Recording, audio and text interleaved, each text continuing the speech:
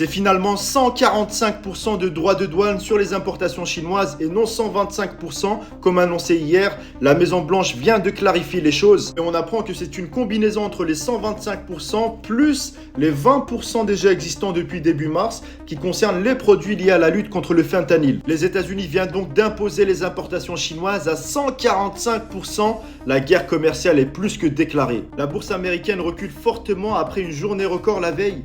Le S&P 500 est en train de perdre 6%, soit l'une de ses plus fortes baisses depuis mars 2020. Et en parallèle, un actif est en train de jouer son statut de valeur refuge par excellence. L'or est en train de battre des records. L'une des hypothèses est que la Chine est en train de vendre massivement ses bons du trésor américain pour orienter son allocation vers le gold. Juste un petit point de rappel mathématique les amis, parce que je vois que ça s'agite énormément sur les réseaux. Dès lors qu'il y a un peu d'euphorie, on oublie tout ce qui s'est passé précédemment. Si un actif baisse de 20%, eh bien, il faudrait 25% de hausse pour qu'il revienne à sa valeur initiale. Si un actif baisse de 50%, il faudrait 100% de hausse pour qu'il revienne à sa valeur initiale.